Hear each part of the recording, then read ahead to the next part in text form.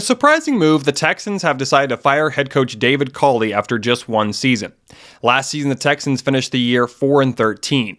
Culley is now the seventh head coach in the NFL to be fired. The Texans also fired offensive coordinator Tim Kelly. The Raiders could also have an opening after the playoffs ends, depending on what they do with interim head coach Rich Bisaccia. Before getting the Texans head coaching job, Culley was a longtime assistant in the NFL.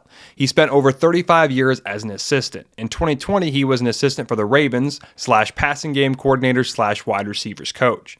Before being with the Ravens, he was with the Buccaneers, Steelers, Eagles, Chiefs, and Bills. This is what Texans GM Nick Caserio had to say after he fired David Culley.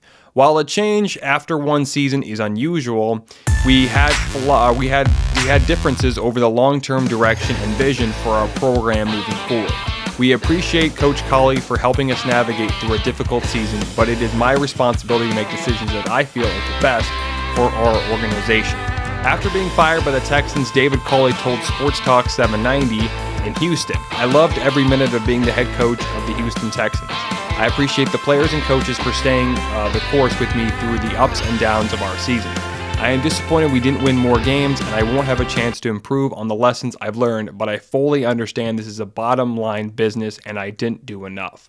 With the firing of David Culley and Brian Flores, there was only one black head coach in the NFL, and that is Steelers head coach Mike Tomlin.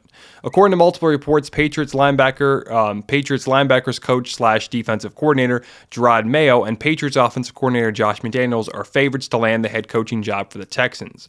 The 65-year-old was the oldest first-year head coach in the NFL. Culley did not have much to work with. Star quarterback Deshaun Watson was out for the whole year as he was dealing with 22 sexual assault allegations from 24 different women, 8 of whom have filed lawsuits and have brought criminal complaints. Veteran quarterback Tyrod Taylor started the year, but got injured in Week 2. Taylor and the Texans defeated the Jaguars in Week 1. For most of the year, Houston started third-round quarterback rookie Davis Mills. Mills struggled early but found success late in the year as they had wins over the Titans, Chargers, and swept their division rival, the Jags. To make matters worse, the Texans only had one first-round pick on their roster from the last 4 years. Big-time players such as J.J. Watt requested to be released last offseason and eventually signed with the Cardinals. The Texans' offense was one of the worst in the league and was ranked 31st most of the season.